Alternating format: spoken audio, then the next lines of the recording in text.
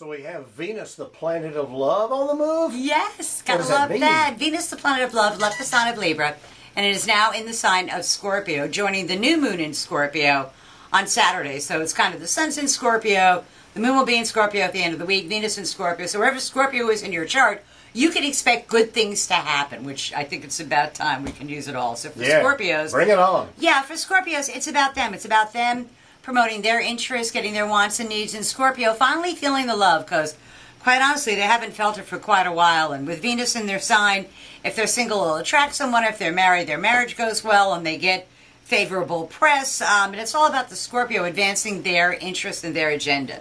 For Sagittarians, not so much. Sagittarians got to be really careful because they think they can get away with stuff that regular people can't get away with. And they find out with all these planets in their 12th house that what they think they've gotten away with, they haven't. So they need to make sure that whatever it is that they're doing, that it's going to be worth a perhaps poor outcome.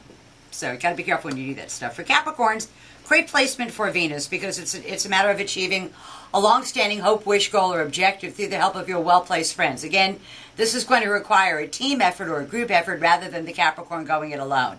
And in this case, powerful female allies go to bat for the Capricorn. For Aquarians, it's in their 10th house of career and public standing. And there's a couple of things going on. Aquarians, if they play their cards right, can advance their own interests.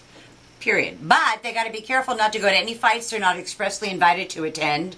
And rather than irritating the powers that be, wait and see what shakes out and then throw your lot in with the winning side. And they can be opportunists, which is what you really want to make happen with that. Absolutely. And when somebody gets fired, somebody else gets to step into that position. So you want that to be you, the Aquarian. For Pisces, it's in the 9th house of the law. Legal matters, educational matters, important matters at a distance go very, very well for the Pisces. The law is on the Pisces side, and it isn't always that way. So when it is, you want to go ahead and use it. And remember, if you have to go beg for mercy, do it in person. They do their best work in person. Mm-hmm. For Aries, the money gods smile on them, and they look around and they go, is it possible that I have more money at the end of my month and more month at the end of my money? They benefit from other people's resources, unearned income, sometimes even money falling out of the sky on them. I'm not a big fan buying lottery tickets, but if I was at Aries or Aries Rising, I'd probably buy one. Mm-hmm. Sounds like it. For Tauruses, this is a great time for them because they find out they have more allies than they thought that they had.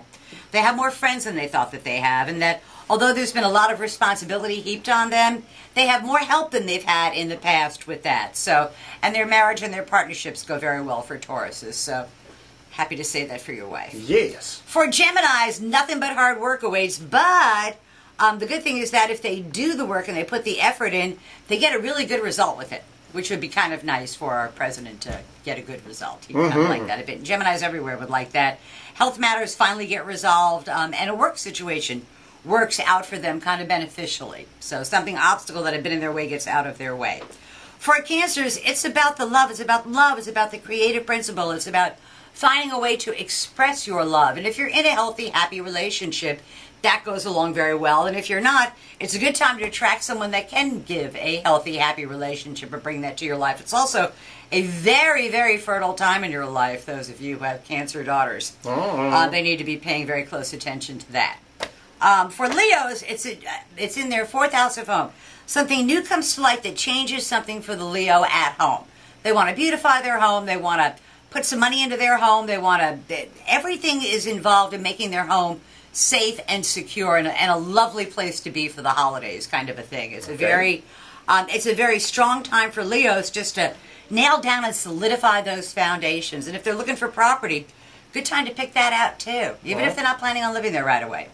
For Virgos, it's in their 3rd house of day-to-day living, and they are going to find that they've got lots of places to go and people to see and things to do, and they have to be really careful not to overschedule themselves and think that they can be in 2 or 3 places at the same time. And maybe with modern, telecommunications you can, but as a rule, Virgos need to kind of narrow down their focus into what they're doing instead of being scattered all over the place. And then for Libras, the last sign, it's about the money. It's about making more money. It's about maximizing existing resources. It's about a raise, Andrew, which would be kind of nice for Libras everywhere, but it really takes the financial heat off them. It's a pretty good time financially for them. So that's tomorrow's news today for the 12 signs of the zodiac with the Sun, Jupiter, Venus, and now the new moon in Scorpio all this week. So Here's hoping some good news comes our way. Sounded like it. We'll see you next week. I hope so. Always a pleasure.